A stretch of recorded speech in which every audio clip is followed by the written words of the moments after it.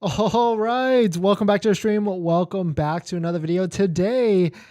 Today we're going to talk about how production potentially could be down for Tesla. And of course, we're talking about Giga, Texas, Austin, and how they potentially might be down 20,000 units this first quarter from what was essentially predicted before. We'll take a look at some speculation from Troy Tesla, of course, to see this might be the reason why your estimated delivery date is getting pushed to next month or even quarter two, like April, May, or even June. So we'll definitely talk about as well as a bunch of other topics regarding the Tesla market, like the increasing cost of Tesla supercharging, a potentially new Tesla killer that has just arrived, and also we'll talk about just general like how to actually get approved for a loan, an auto loan for your Tesla vehicle or really any vehicle, and kind of my general tips and what to look out for from that. But before we do that, let's run that intro real quick.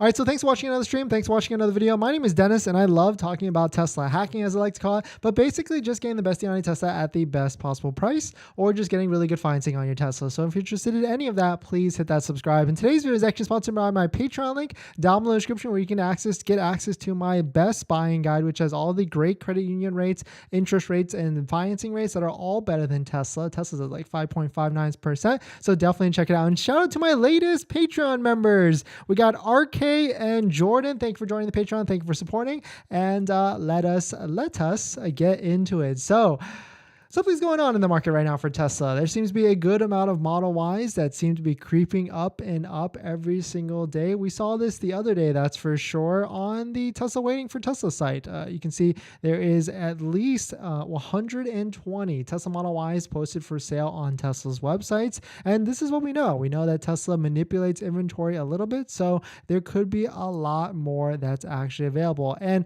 sorting down by trim, you can see that there's 90 Model Y long ranges, 20 all-wheel drive versions, and also 10 performance ones. So definitely pretty interesting stuff. But the thing with this is that a good amount of them are, of course, 7-seater versions. These are 88 of them versus 32 5-seat versions. So if you're in the market, check out some of our EDD estimated delivery hacks that we have on the channel, and potentially see it might be worth trying to switch to see if you can try and take delivery on one of these, or even switch to induction rims, or maybe even switch to performance. But of course, shout out to Troy Tesla. This is where the headline comes from. This is where the thumbnail and title comes from, because he just posted his Q1 2023 delivery estimates, where as follows on March 7th. My estimate is 409, or quote, my estimate is 409,000 units, down from 412,000 on February 28th, only 15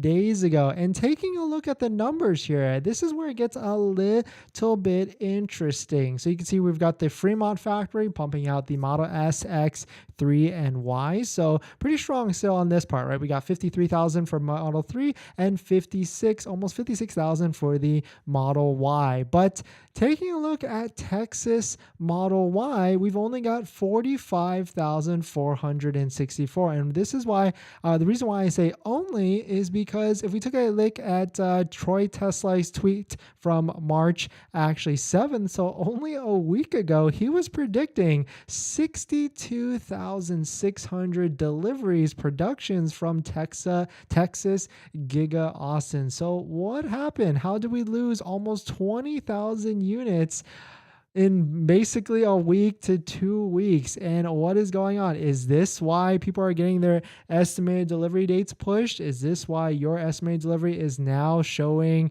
potentially an April, May, or June? Or is it something else? I mean, we did this poll almost a day ago at this point. Did your EDD or estimated delivery just get pushed? And an overwhelming 23% said, yep, now April to May. Of course, it is the end of the month. It's the end of the quarter. And so Tesla always likes to try and push deliveries ASAP.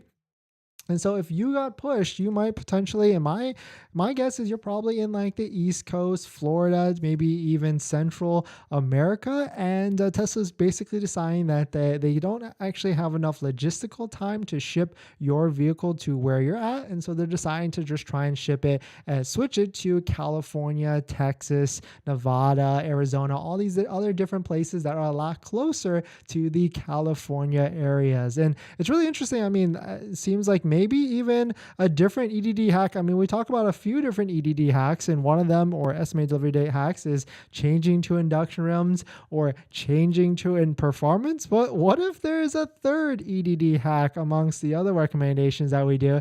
And that EDD hack is changing to 7-seater.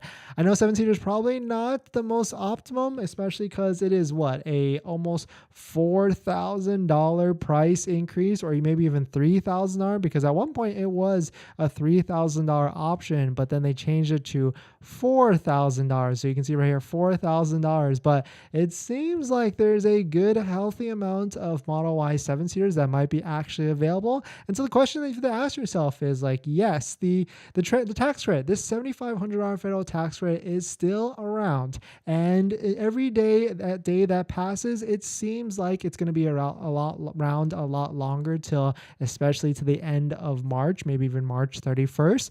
And on top of that, it does seem like there might be a 30 to 60 day transitionary period as well. And so, but at the end of the day, if you don't believe any of that, if you don't want to take any sort of risk, an EDD hack to bump up your delivery might possibly the best one. If the induction rims doesn't work for you, potentially switching to a 7-seater configuration. Yes, it's $4,000 more, but you're locking in a $7,500 tax credit. I'm not saying you should do this. I mean, it's still, I don't know if I could justify 7 seats for a Tesla Model Y, because it certainly is very, very tight in the back seat with a 7-seat, almost potentially not even worth it because of how tight it is. But it might be able to get you bumped up earlier. And you still gotta think, like, even if we look at the Tesla price history charts, like, even if you pay $58,000 with a 7-seat, the good thing there is, like, you're gonna have a very rare car, maybe even more in demand than basic Model Ys, long ranges, all-wheel drives, and whatever the case is. And the thing is, you're still, like, even if you're paying $59,000, you're still paying a lot lower than what a lot of people paid all last year when the Model Y long range started at $63,000, $66,000. You're arguably getting more value, but maybe this was like an inflated value last year, because I certainly did not agree that the Model Y should have been a $66,000 car last year.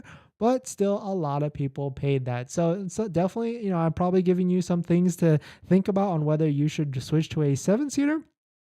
But, definitely some pretty interesting stuff. So we're going to jump into our next topic. But before we do that, this video is actually sponsored by my Patreon link. Down below in the description is a Patreon link where you can support the channel. And there's a variety of benefits, but some of them include actually scheduling a call with me, where you can ask me any questions about buying a Tesla, selling a Tesla, even financing a Tesla. And after you join the Patreon, you actually get a link to my buying guide, which has links to all the credit unions and banks that all have interest rates lower than Tesla financing. So you don't have to use Tesla's financing. And the best one on the list right now that anybody can join is 3.5% all the way up to 60 months, and 3.99 for 72 months. So definitely check it out if you're interested. There's other ones on there that are in the 2.5 to 2.99, but a little bit harder to join. So definitely check it out if you want to support the channel. Patreon link, or actually the YouTube join button if you want to support in a different way.